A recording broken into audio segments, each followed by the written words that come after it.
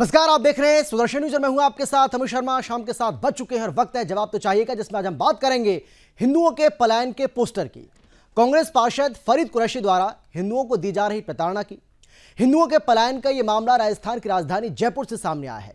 आरोप है कि कांग्रेस पार्षद कुरैशी और उसके साथियों की प्रताड़ना से तंग आकर हिंदू समाज पलायन को मजबूर है। हिंदुओं ने अपने घरों पर पलायन के पोस्टर लगाए हैं। पीड़ितों ने आरोप लगाया है कि कांग्रेस पार्षद कुरैशी की करीबी ने ऊंचे दाम देकर पहले एक हिंदू का घर खरीदा था। उसके बाद से अन्य कट्टरपंथी लोग बाकी हिंदुओं के प्रताड़ित कर रहे हैं और उन पर घर बेचने का दबाव भी बना रहे हैं। पीड़ितों का कहना है कि ऐसा करके ये लोग पूरी कॉलोनी पर कब्जा करना चाहते हैं। पीड़ित महिलाओं का यह कहना है कि दिन में सभी पुरुष कमाने के लिए घर के बाहर चले जाते हैं। हम महिलाएं और लड़कियां घर पर अकेले रह जाते हैं। इस दौरान ये हमें परेशान करते हैं और अगर इन लोगों का आतंक बढ़ता गया तो हम लोगों को पलायन के लिए मजबूर होना पड़ेगा। यह भी जानकारी सामने आई है कि जिस किशनपोल क्षेत्र से यह मामला सामने आया है वहां हिंदू ज्यादा हैं, लेकिन कट्टरपंथी लोग क्षेत्र में मुस्लिम आबादी को बढ़ाना चाहते हैं। अर्थात आज एक घर है, कल को 10 घर होंगे, फिर पूरा मोहल्ला होगा। उसके बाद कहा जाएगा कि यह तो मुस्लिम मोहल्ला है, यहां हिंदू अपना त्योहार नहीं मना सकता, शोभा यात्रा नहीं निकाल सकता। और अगर हिंदू कभी शोभा यात्रा निकालेगा तो वही होगा जो कभी करौली में हुआ, दिल्ली के जहांगीरपुरी में हुआ था। आज के प्रोग्राम में हम बात करेंगे कि आखिर राजस्थान की राजधानी में हिंदू सुरक्षित क्यों नहीं है। क्या पार्षद फरीद कुरैशी किशनपोल कॉलोनी को मुस्लिम कॉलोनी बनाना चाहता है? क्या जयपुर को कश्मीर बनाने की कोशिश की जा रही है, जहां से हिंदू अपना सब कुछ छोड़कर पलायन कर जाए? सवाल यह भी है कि क्या अशोक गहलोत सरकार पार्षद फरीद कुरैशी के बजाय पीड़ित हिंदुओं की मदद करेगी? आज इन्हीं सभी सवालों का हम जवाब लेंगे और इन सवालों के जवाब जो तो हम तलाशेंगे, लेकिन इसके साथ ही इन सभी सवालों के इर्द गिर्द ही आज की हमारी चर्चा रहने वाली है। चर्चा करेंगे, एक बड़ा पैनल हमारे साथ जुड़ चुका है, उनसे भी आपको हम परिचय कराएंगे, लेकिन पहले एक रिपोर्ट आपको हम दिखाते हैं। देखिए सारा।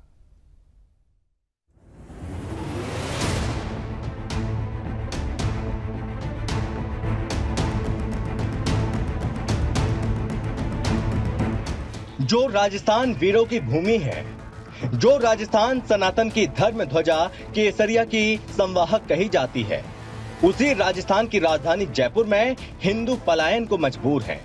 हिंदू ने अपने घरों पर पलायन के पोस्टर लगाए हैं। इन पोस्टरों में पलायन का जिम्मेदार स्थानीय कांग्रेस पार्षद फरीद कुरैशी को बताया है। आरोप है कि कांग्रेस पार्षद फरीद कुरैशी के एक रिश्तेदार ने ऊंचे दाम पर हिंदू का घर खरीदा। इसके बाद फरीद कुरैशी के इशारे पर क्षेत्र के बाकी हिंदुओं को परेशान करना शुरू कर दिया गया। पीड़ित हिंदुओं का कहना है कि उन पर भी अपना घर मकान बेचने का दबाव बनाया जा रहा है।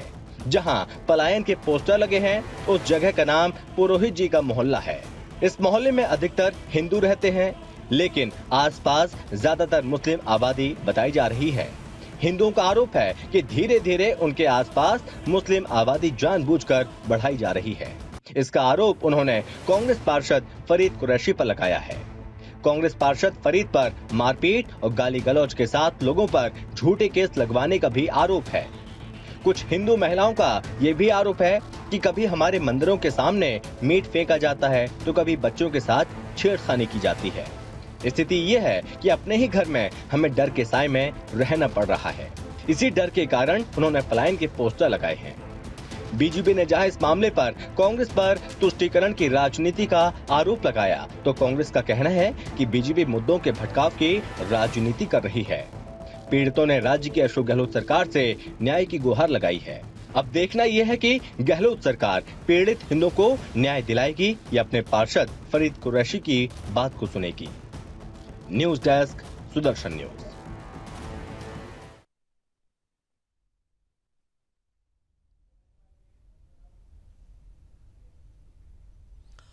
तो राजस्थान के जयपुर से लैंड जिहाद का यह गंभीर मामला सामने आया है और राजस्थान के जयपुर ही नहीं बल्कि राजस्थान के कई ऐसे इलाके हैं जहां से ऐसे तमाम मामले सामने आ चुके हैं। लेकिन सवाल यह भी है कि अगर राजधानी का यह हाल है तो बाकी जो इलाके हैं, बाकी जो क्षेत्र हैं, उनका क्या हाल होगा, यह आप आसानी से अंदाजा लगा सकते हैं। आज इसी को लेकर हम चर्चा करेंगे। कई खास मेहमान हमारे साथ जुड़ चुके हैं। कौन कौन लोग हमारे साथ मौजूद हैं, सबसे पहले उनसे आपका हम परिचय कराते हैं। उसके बाद चर्चा की शुरुआत करेंगे। हमारे साथ बीजेपी की तरफ से बीजेपी के प्रवक्ता अवधेश उपाध्याय जी हैं, स्वागत है सर आपका। इसके साथ ही हमारे साथ कांग्रेस की ओर से कांग्रेस के प्रवक्ता सुदेश यादव जी हैं और इसके साथ ही वीएचपी के पूर्व उपाध्यक्ष अविनाश शर्मा जी हमारे साथ जुड़ गए। आप सभी का एक बार फिर से बहुत बहुत स्वागत है। चर्चा को आगे बढ़ाएंगे, लेकिन वक्त एक छोटे से ब्रेक का है। ब्रेक के बाद चर्चा को न केवल आगे बढ़ाएंगे बल्कि सवाल और जवाब का जो सिलसिला है उसको शुरू करेंगे, क्योंकि ये बहुत ज्यादा गंभीर मसला है और राजस्थान की राजधानी जयपुर किस तरीके से लैंड जहाज का शिकार लगातार होती जा रही है, आज इसको लेकर एक गंभीर चर्चा भी हम करने वाले हैं। तो सुदेश जी, मैं आप ही के पास आ रहा हूं और सवाल मेरा सीधा आपसे ही है कि राजस्थान में आखिर क्या हो रहा है। राजस्थान के जयपुर में ऐसा तो है नहीं कि कोई पहला मामला है, इससे पहले भी लगातार ऐसे मामले सामने आ चुके हैं। और जो सवाल मैं अभी कर रहा था कि अगर हिंदुस्तान के अंदर हिंदू ही नहीं रहेगा तो कौन रहेगा? जब हिंदू यहां से पलायन कर जाएगा तो किसको आप रखना चाहते हैं? और पुलिस यह कह रही है कि पलायन नहीं हो रहा है, यह सब झूठी कहानी गढ़ी जा रही है। अगर पलायन नहीं हो रहा तो पोस्टर किसने लगाए और पोस्टर क्यों लगे? सुदेश जी, देखिए, ये पुष्टिकरण की नीति, ये ध्रुवीकरण की हमेशा से। और मैं तो ये कहना चाहूंगा कि राजनीति है, हर भी चुनाव आ रहे हैं, चुनावों के टाइम पे इनके पास विकास के नाम पे, डेवलपमेंट के नाम पे बोलने के लिए कुछ है नहीं। तो इनका प्रोपेगेंडा है कि तुष्टीकरण करें, ध्रुवीकरण करें और हम कहीं न कहीं मुद्दे से बच के, क्योंकि इनका डेवलपमेंट कुछ हुआ नहीं, जीरो टॉलरेंस पे सरकार काम करती है। तो इन लोगों का बेसिकली मुद्दा ये होता है कि कैसे भी मुद्दे को भटकाया जाए। अब देखो वहाँ बेसिक मुद्दा क्या था, वहाँ मुद्दा ये था। अच्छा, कौन भटका रहा है मुद्दे को? सुरेश जी, पहले तो माफी, क्योंकि मैंने आपका नाम सुदेश बोला है, क्योंकि सुदेश मुझे बताया गया था, लेकिन आपका नाम सुरेश है। मैं सही बोल रहा हूँ क्या? जी, चलिए ठीक है जी, उसके लिए माफी। अच्छा, दूसरा मैं आपसे जानना चाह रहा था कि आप जो कह रहे हैं कि मुद्दे को भटकाया जा रहा है, लोगों को भड़काया जा रहा है, कौन कर रहा है ऐसा? किसके बारे में आप ऐसा बोल रहे हैं? अमित जी, मैं ये कह रहा हूँ मुद्दा है ही नहीं। आप ये समझे कि वही नहीं आ रहा कि ये मुद्दा बनाया क्यों जा रहा है। अच्छा, मेरी बात सुनिए, वो जो जयपुर की 4 दीवारी है, वहाँ क्या है कि पुराने लोग रह रहे हैं, वहाँ ज्वाइंट फैमिली रहती थी, संयुक्त परिवार रहते थे। अब जैसे जैसे परिवार बड़े होंगे, तो वो पोस्टर क्यों लगे? सुविधा के अनुसार लोग बाहर जाने को सुरेश जी, वो पोस्टर क्यों लगे? अब उसको आप तुष्टीकरण करोगे। वो जो हिंदू महिलाएं, उनके दर्द को आपने सुना क्या? वो जो हिंदू महिलाएं हैं, उनके दर्द को आपने सुना? वो झूठ बोल रही है, इसका मतलब? आप मेरी बात सुनिए। नहीं, मेरी बात सुनिए। किशनपुर क्षेत्र में जो हिंदू रह रहा है, किशनपुर क्षेत्र में जो लोग रह रहे हैं। अच्छा, मेरी बात सुनिए। अभी आपने क्या कहा? अभी आपने एक रिपोर्ट में एक बात बोली। हाँ, बताइए। किशनपुर जो है, विधानसभा में हिंदू ज्यादा है। हाँ, आप सोच के देखिए, समुदाय का एमएलए बन के वहां आता है। क्यों बन जाता है? इसीलिए बन जाता है कि वहां के लोग जाते हैं। उन लोगों को इस चीज का पता है कि ये लोग धर्म के नाम पर राजनीति करेंगे, ध्रुवीकरण करेंगे, ये मजहब के नाम पर राजनीति करेंगे, लोगों को बंटवारे की राजनीति करेंगे। तो उन लोगों को पता है। कोई सबूत है आपके पास ऐसा? सुरेश जी, आपके पास कोई सबूत है ऐसा कि बीजेपी की वजह से ये सब हो रहा है, या सिर्फ आरोप लगा रहे हैं? कोई सबूत है क्या ऐसा कि बीजेपी की वजह से ये सब हो रहा है? आरोप है, इनका कोई आरोप ही नहीं है। दूसरी बात ये सुनिए, नहीं, अगर आप ये कह रहे हैं, नहीं, अगर आप ये कह रहे हैं कि बीजेपी ये सब करवा रही है, तो कोई सबूत है आपका या सिर्फ आरोप लगा रहे हैं? मैं ये जानना चाह रहा हूँ भाई। अगर कोई बात आप कह रहे हैं, अगर कोई आप बात कह रहे हैं तो उसका आधार होना चाहिए ना भाई। आरोप लगाकर आप भाग जाएंगे, ऐसा तो नहीं होना चाहिए, वरना ऐसा होने दूंगा मैं। अमित जी मेरी बात सुनिए, मैं आपको छोटे से एग्जाम्पल देता हूँ। बोलिए। अभी हाल ही में हमारे अलवर में राजगढ़ में एक मामला हुआ था, और वो मामला ये था कि राजगढ़ में वर्षों पुराने एक शिव जी के मंदिर को तोड़ा गया, उसकी मूर्ति को खंडित किया गया। आपको पता है कि लोगों ने ऐसा इतना जबरदस्त प्रोपेगेंडा फैलाया। राजस्थान में जो सामाजिक ताना बाना है, इनको तोड़ने के लिए लोगों ने भरपूर कोशिश की, लेकिन जब जांच सर पास्ट में क्या हुआ उस पर नहीं जाना है हमें। सुरेश जी, मैं सुन रहा हूं ना आपकी बात। सुरेश जी, नहीं भाई, आप अगर टाइम पास करना चाहते हैं पास्ट की बात करके, पास्ट में क्या हुआ मैं ये जानना नहीं चाह रहा हूं। अभी जयपुर के किशनपोल में जो हिंदुओं की स्थिति है, मैं उस पर आपकी राय जानना चाह रहा हूं। उसके लिए आपकी सरकार, स्थानीय प्रशासन और पुलिस क्या कर रही है? क्योंकि अभी तक कोई कार्रवाई नहीं की गई है, और पुलिस तो अब तक ये मानने को तैयार नहीं है कि यहाँ पलायन हो रहा है। पुलिस कह रही है किसी तरह का कोई पलायन नहीं हो रहा है, यानी जो बात आप कह रहे हैं वही बात पुलिस कह रही है। आप मेरी बात बताइए, तो फिर पोस्टर किसने लगाए? वो जो महिलाएं अपनी व्यथा बता रही हैं, जो पीड़ित महिलाएं, उनकी आपने सुनी क्या? वो झूठ बोल रही है, आप ये कह रहे हैं क्या? अमित जी मुझे बात बताइए जी। मेरी स्वामित्व की संपत्ति है, मेरी निजी संपत्ति है, अगर मैं बेच के जा रहा हूँ भाई, इसमें कानून क्या करेगा? मेरी संपत्ति है, मैं किसको? अरे एक को बेचेंगे ना, या बारी बारी से? सुरेश जी, मकान के मालिकाना सुरेश जी, ओम प्रकाश पारिक ने, मेरी बात सुनिए ना सुरेश जी, ओम प्रकाश पारिक ने अपनी, ठीक है, अपनी संपत्ति को बेचा, ठीक है, अपनी संपत्ति को बेच सकता है, उसको अधिकार है, लेकिन उसके बाद के जो हालात बनने बात उसकी हो रही है। अब वहां पर एक एक करके मुस्लिम परिवारों को बसाने की कोशिश की जा रही है, उसको पूरा एक मोहल्ला बनाने की कोशिश की जा रही है, मुस्लिमों की आबादी वहां पर बढ़ाने की कोशिश की जा रही है। और उन हिंदुओं की सबसे बड़ी व्यथा यही है कि यहाँ पर अब मैं आपकी बात पूरी सुन रहा हूँ ना सर, आप भी तो मेरी बात सुनिए।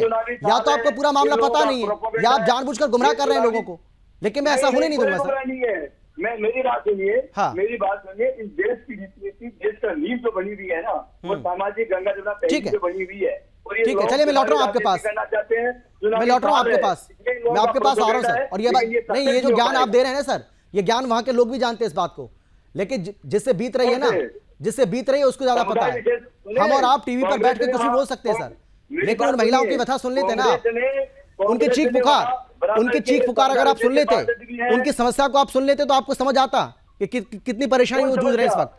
समस्या है ही नहीं। अगर समस्या नहीं, आपको समस्या नजर आएगी नहीं ना, क्योंकि आपको अपने वोट की चिंता है सर, आपको अपने वोट की चिंता है ना, चुनाव आ रहा है। ठीक है अवधेश जी, आरोप ये लगाया जा रहा है कि आप जानबूझकर एक ध्रुवीकरण की कोशिश कर रहे हैं। मैं आ रहा हूं ना सर आपके पास, मैं लौटूंगा सुरेश जी प्लीज। कोशिश ये आरोप लगाया जा रहा है बीजेपी के ऊपर अवधेश जी कि बीजेपी ध्रुवीकरण की कोशिश कर रही है, चुनाव से पहले जानबूझकर जो मुद्दा नहीं है उसको मुद्दा बनाया जा रहा है। लेकिन सवाल यही है कि अगर इस बात में किसी तरह का कोई दम है तो पोस्टर किसने लगाए?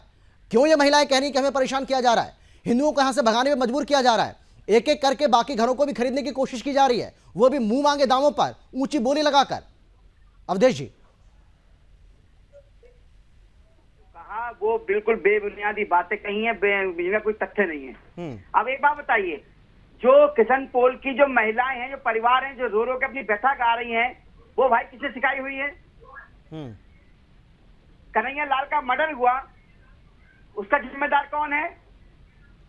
करौली में जो नव संवत्सर पर रैली निकाली जा रही थी, उसमें पथराव किया गया, चाकू तलवारों से उन पर उनको मारा गया, चाकू चलाए गए, उसमें कौन जिम्मेदार था?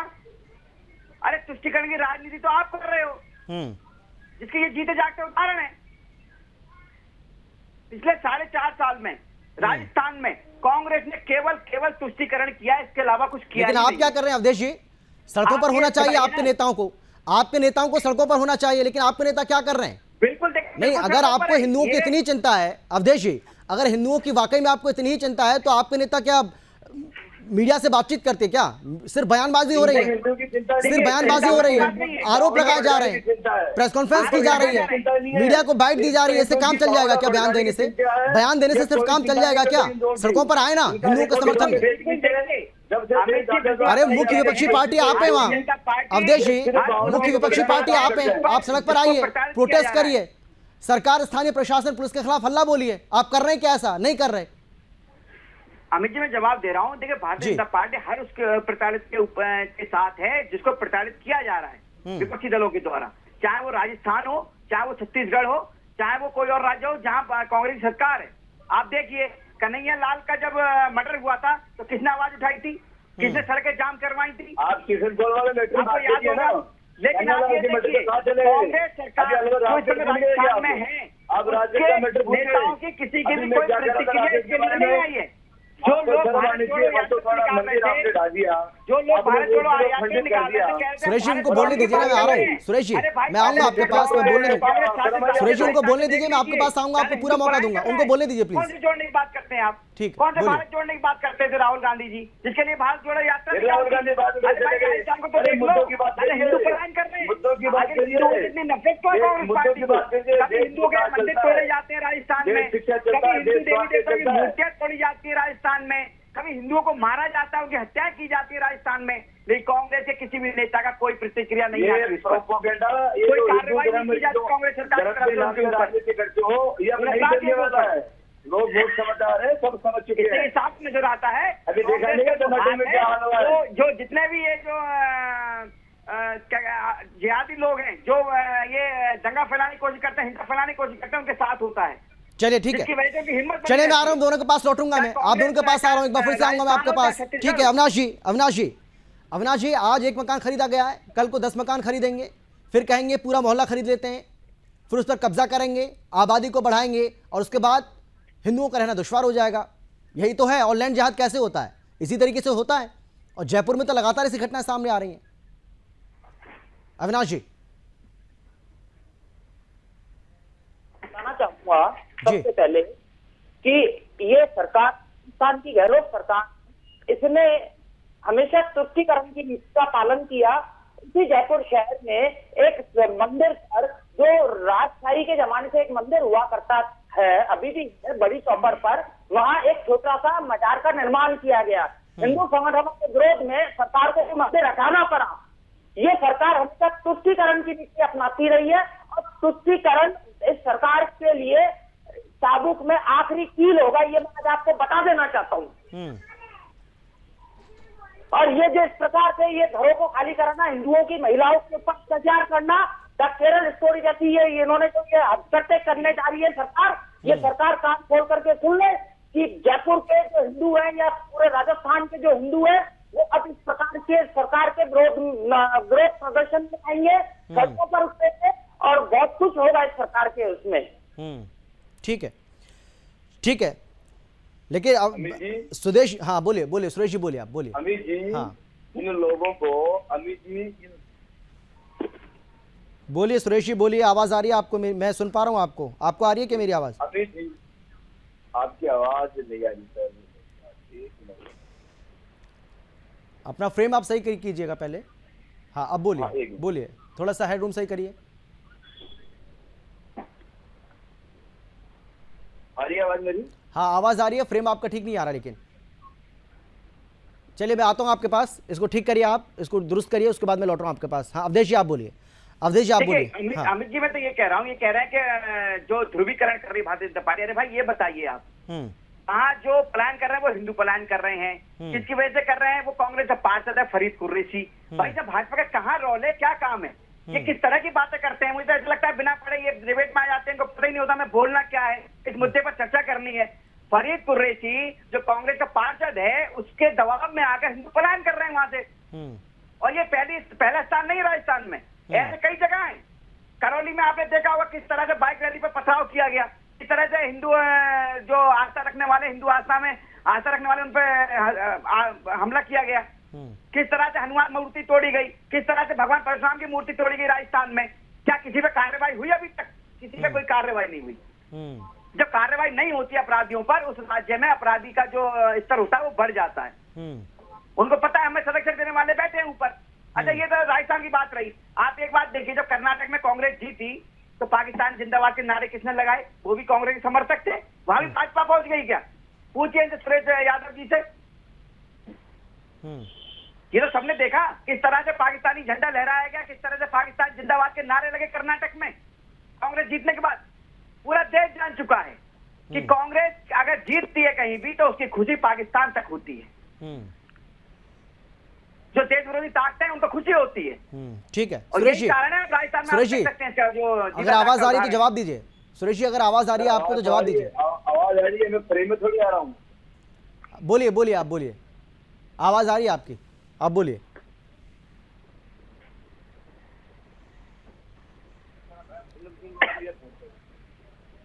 हाँ सुरेश जी बोलिए, आप, आपकी आवाज आ रही है, बोलिए आप।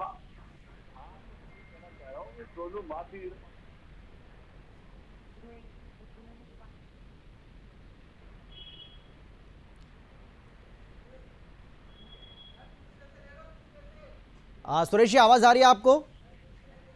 हाँ आ रही है आपकी आवाज, मेरी आवाज नहीं आ रही? हाँ बोलिए बोलिए, आपकी आवाज भी आ रही है, आप बोलिए। मैं ये कह रहा हूँ, दोनों जो माफीगीर प्रवक्ता बैठे हैं, इनसे ये पूछिए कि जयपुर में सबसे ज्यादा मंदिर की सरकार में तोड़ी गई है।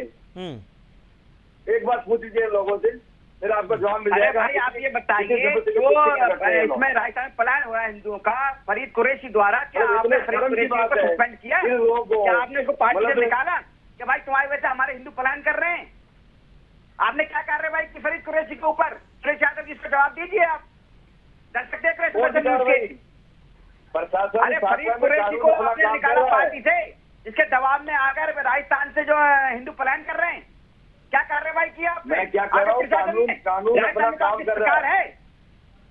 कानून अपना काम कर रहा है। आज के कौन सा हमारे कानून घर से काम कर रहा है? क्या नहीं हो जाएगा। हनुमान मूर्ति तोड़ी गई राजस्थान में, भगवान परशुराम की मूर्ति तोड़ी गई। अरे सुरेश जी, अगर कानून अपना काम करता, कानून अपना काम करता, पुलिस अगर अपना काम करती तो पुलिस कार्रवाई नहीं हुई आज तक। पुलिस फिर ये थोड़ी कहती कि कोई पलायन नहीं हो रहा है। वहां पोस्टर चस्पा किए हुए हैं, उनको देखने के बावजूद भी पुलिस कह रही है कि किसी तरह का कोई पलायन नहीं हो रहा है। और बिना जांच पड़ताल करे। हाँ, तो वही तो मैं कह रहा हूँ, क्या इतनी जल्दी जांच हो गई? क्या जांच इतनी जल्दी हो गई क्या? फिर पुलिस ये कैसे नहीं, पुलिस ये दावा कैसे कर सकती है कि पलायन नहीं हो रहा है? लोग परेशान नहीं है, लोगों को प्रताड़ित नहीं किया जा रहा है, यहाँ पर और घरों को खरीदने की कोशिश नहीं की जा रही है। ये पुलिस कैसे इस बात की गारंटी दे सकती है? नहीं, गारंटी वाली कौन सी बात आई? गारंटी वाले कितनी हो? कानून अपना काम। तो पुलिस को तो ये कहना चाहिए ना कि मामले की हम जांच कर रहे हैं। पुलिस को ये कहना चाहिए कि हम मामले की जांच कर रहे हैं, ये मामला हमारे संज्ञान में आया है, लेकिन पुलिस कह रही है कि कोई पलायन नहीं हो रहा है। पुलिस तो ये कह रही है कोई पलायन हो ही नहीं रहा है। नहीं सुरेश जी, अवधेश एक मिनट, अवधेश एक मिनट, अवधेश जी एक मिनट। हाँ सुरेश जी, मेरी बात सुनिए। सुरेश जी, सबसे बड़ी प्रॉब्लम पता है क्या है? सुरेश जी, प्रॉब्लम पता है क्या है? दिक्कत ये है कि अभी एक घर खरीदा गया है, फिर 20 घर खरीदेंगे, वो 30 करेंगे, पूरा मोहल्ला बनाएंगे। उसके बाद क्या होगा? नहीं, मेरी बात तो सुनिए ना, दिक्कत क्या होगी? उसके बाद कहेंगे कि आप रामनवमी के मौके पर शोभा यात्रा नहीं निकाल सकते हैं। फिर कहा जाएगा कि हनुमान जन्मोत्सव पर आप शोभा यात्रा नहीं निकाल सकते हैं क्योंकि वो मुस्लिम इलाका है। समस्या ये है, और यही चिंता वहां के हिंदुओं को सता रही है। सर, आप समस्या को समझिए, आप समस्या की गंभीरता को समझिए कि गंभीरता क्या है इसकी, और आप इस बात को जानते भी है कि मैं क्या कहना चाह रहा हूं, और ऐसा हुआ भी है इस देश के अंदर। इन लोगों को अमित जी के लोगों की समस्या यह है कि जब हमारे सावन में कावड़िया कावड़ लेके आते हैं और समुदाय विशेष के लोग फूल वर्षा बरसाते हैं, तब जाके इनकी राजनीति का विच्छेदन होता है। तब जाके ये लोग सोचते हैं कि अब हमारे पास मुद्दे नहीं बचे हैं, धर्म के नाम पे हम राजनीति करते हैं और राजनीति होने वाले नहीं है। तो इन लोगों के पास ये मुद्दे हैं, राजस्थान की जनता इन मुद्दों से भड़कने वाली नहीं है। नहीं भाई, आपकी सरकार है, सरकार आपकी, प्रशासन आपका, पुलिस आपकी, लेकिन सुरेश जी बात समझिए ना। सुरेश जी, आप न्याय दिलवाइए ना उन हिंदुओं को। आप बीजेपी को, अगर आपको ऐसा लग रहा है, अगर आपको ऐसा लग रहा है, तो मेरी बात तो सुनिए आप। सुरेश जी, अगर आपको ऐसा लग रहा है कि बीजेपी इस मामले पर राजनीति कर रही है, बीजेपी ध्रुवीकरण की कोशिश कर रही है, तो आप उसको मौका क्यों दे रहे हैं? आप उन हिंदुओं को न्याय दिलाइए जो हिंदू अपनी व्यथा बता रहे हैं, उन हिंदू महिलाओं को, पुरुषों को जो परेशान है, जो प्रताड़ित हैं, जो वहां से पलायन करने को मजबूर है, आप उनको न्याय दिलाइए। आप बीजेपी को मौका क्यों दे रहे हैं राजनीति करने का, अगर आपको ऐसा लग रहा है? अमित जी, मेरी बात सुनिए। अमित जी, कानून अपना काम कर रहा है, पहली बात सुनिए। दूसरी बात और सुनिए, जिस मतलब इंसान ने मकान लेता है, जिसका स्वामित्व था, इस आदमी ने असामाजिक तत्वों के खिलाफ अपना मुकदमा दर्ज करवाया है। धर्म की बात है, फिर अपन कैसे कह सकते हैं भाई? जिसे मकान मिलता है वो ये कहना चाह रहा है कि मेरी गाड़ी को चलाया गया। ये जो मेरे जो लोग हैं, उनकी जो पारिवारिक दुश्मनी है, इनके जो आज के लोग किस प्रकार से दुखी कर रखा है, और वो मजबूर होके अपने स्वामित्व का अधिकार देश की आप दूसरी जाना चाहता है, बेचारे को फिर परेशान कर रहे आप लोग। उनकी गाड़ी जलाई गई। अगर आप पूछिए ओम प्रकाश जी से, जब तुम्हारी गाड़ी जल रही थी, इसमें तुम्हारा सहयोग करने वाले कौन थे? ठीक है, हाँ अविनाश जी बोलिए आप। अविनाश जी कुछ कहना चाह रहे हैं, बहुत देर से उंगली उठा रहे हैं। हाँ बोलिए आप, बोलिए। इनका एक ही काम है, धर्म के नाम पे तुष्टिकरण करिए, बस उनके नाम पे लोगों को गुमराह करते रहिए। लेकिन ध्यान रहे, नहीं, देखिए आप उनके ऊपर आरोप लगाइए, वो आपके ऊपर आरोप लगा रहे हैं। सुरेश जी मेरी बात सुनिए, आप एक दूसरे के ऊपर आरोप लगाते रहिए, लेकिन हिंदुओं को न्याय कैसे मिलेगा ये एक बड़ा सवाल है, और उसकी जिम्मेदारी आपके ऊपर है, क्योंकि सरकार आपकी है, वहां पर प्रशासन आपका है, पुलिस आपकी है। अवधेश जी से सवाल हो सकता है, लेकिन वो न्याय नहीं दिला पाएंगे, न्याय आप ही को देना पड़ेगा। अमित जी मेरी बात सुनिए जी, न्याय हिंदुओं को नहीं, न्याय इस देश में, राजस्थान में रहने वाले प्रत्येक इंसान को मिलेगा। लेकिन मिल पा रहा है क्या? मिल पा रहा है क्या? पहले इन हिंदुओं को दीजिए आप, किशन पोल के हिंदुओं को दीजिए, उसके बाद आगे की बात करेंगे सर। ठीक है अविनाश जी बोलिए, आप कुछ कहना चाह रहे हैं? हाँ ठीक है अविनाश जी। हमारे कांग्रेस के जो प्रवक्ता बैठे हैं सुरेश जी यादव, मैं इनको ये बताना चाहूंगा, ये किस जाति और धर्म की बात करते हैं। आज देश को 1947 में तोड़ने का काम किया था पंडित जवाहरलाल नेहरू की सरकार ने, पंडित जवाहरलाल नेहरू जी ने, ठीक है। अब ये किसकी बात करते हैं? उदयपुर की घटना, क्यों ये विरोध करते हैं? जनसंख्या नियंत्रण कानून का क्यों विरोध करती है कांग्रेस? क्यों सड़कों पर आती है जनसंख्या नियंत्रण कानून के मामले पे? क्यों ये विरोध करते हैं एनआरसी का? क्यों ये विरोध करते हैं क्या बोलते हैं अमित जी इन लोगों ने नेहरू जी का नाम ले लिया है, वोट देने में डॉक्टर का नाम नहीं लेंगे। अविनाश जी मुद्दे पर आइए और ये बताइए भाई, आप भी हिंदुवादी संगठन है, ये मुद्दे की बात नहीं करेंगे। आपका भी हिंदुवादी संगठन है, तो नेहरू जी के आगे इन हिंदुओं की आवाज को तो बुलंद आपको भी करना पड़ेगा ना, ये जिम्मेदारी आपकी भी है अविनाश जी। बिल्कुल वीएचपी की भी जिम्मेदारी है ना इन हिंदुओं की आवाज बनना। जो भी सरकार है, जहाँ भी सरकार है, उसकी सबकी जिम्मेदारी है। एक आम इंसान की जिम्मेदारी है कि प्रदेश में प्यार अमन भाईचारा कैसे बना रही है, हर आदमी की जिम्मेदारी है। सुरेश जी आ रहा हूं मैं आपके पास, एक बार उनको बोलने दीजिए, उनकी आवाज दब रही है, वो बोल नहीं पा रहे ठीक से। हाँ बोलिए अविनाश जी, बोलिए आप। गहलोत सरकार में आप उदयपुर की घटना देखिए, आप करण की घटना देखिए, आप और खासरोन मध्य प्रदेश के खासरोन की घटना देखिए। क्या किया आपकी सरकार ने? जहाँ हिंदुओं के राम मंदिर की बात होती है, कोई रामनवमी के जुलूस की बात होती है, उनके ऊपर पथराव किया जाता है, क्यों?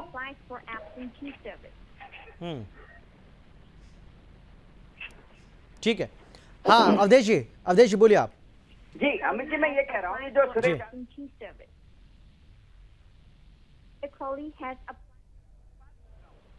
कि अभी कुछ दिन पहले पाकिस्तान से कुछ शरणार्थी हिंदू भाई आए थे राजस्थान में, उनके तंबू लगे हुए थे, राजस्थान सरकार ने उनके तंबू खड़वा दिए गए थे। भाई इसमें कौन जिम्मेदार है बता दी, पूछिएगा इनसे सुरेश यादव जी से। उसने कृष्ण तुष्टीकरण की थी, भाई सरकार आपकी थी, अधिकारी आपके थे, जिन्होंने वो तंबू उखेड़े, हिंदू शरणार्थी हो गए, वो बेचारे रो रहे थे और मीडिया ने न्यूज ने दिखाया उनको रोते हुए, उनके तंबू उखाड़ के फेंक दिए गए। अरे भाई इतनी नफरत हिंदू और हिंदुत्व से, हिंदुवादी लोगों से, ऐसा क्यों? तो कांग्रेस का तो पूरा जो चाल चरित्र है वो पूरे देश के सामने आ चुका है। इस तरह से कांग्रेस के नेता जो है तुष्टिकरण की राजनीति करके अपनी रोटियां सेकते हैं। नहीं लेकिन वो आपके ऊपर आरोप लगा रहे हैं ना अवधेश जी, राजनीति नहीं करती है अवधेश जी, वो आपके ऊपर आरोप लगा रहे हैं, वो कह रहे हैं कि चुनाव को देखते ही आपको ये सब याद आ रहा है। अवधेश जी वो आपके ऊपर आरोप लगा रहे हैं, वो कह रहे हैं कि भाई ये चुनाव आ रहे हैं ना राजस्थान में विधानसभा के, इसलिए आपको ये सब दिख रहा है और इसीलिए आप इस मामले को तूल दे रहे हैं। जिस पर डिबेट है वो शायद उसका ध्यान लेकर। जी सुरेश जी आप सुन पा रहे हैं क्या? जी मुझे आवाज आ रही है आपकी। हाँ बोलिए अवधेश जी बोलिए, क्योंकि आपकी आवाज ब्रेक हो रही है बीच जिस में। तरह से राजस्थान में हिंदू पलायन कर रहे हैं, वो भी एक जो कांग्रेस के पार्षद है फरीद कुरैशी, उसकी वजह से।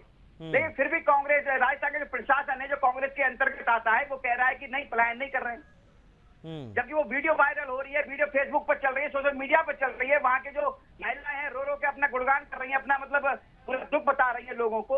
ये कह रहे हैं कि पलायन नहीं कर रहे हैं। ठीक है अविनाश जी, आखिरी कमेंट आपका, समय मेरे पास बचा नहीं है। अविनाश जी आखिरी कमेंट आपका, अगर समय है तो आप वो, अगर आपकी आवाज आपको ठीक से बोलिए, आप बोलिए क्योंकि आपकी आवाज ब्रेक हो रही है बीच बीच में। चलिए आपकी आवाज नहीं आ रही है, मैं सोच रहा था कि 10 सेकंड अगर आप बोल पाए।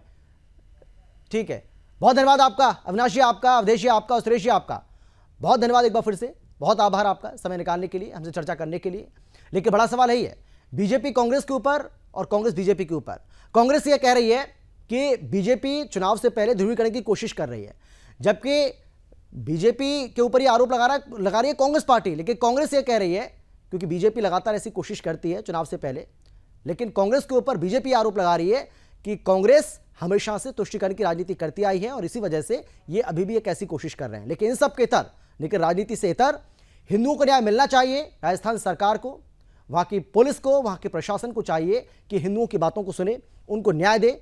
जिस तरीके से लगातार उनको परेशान किया जा रहा है, प्रताड़ित किया जा रहा है हिंदुओं के देश में, ये कतई बर्दाश्त नहीं किया जाएगा और सरकार को अब इस पर ठोस कार्रवाई करनी चाहिए।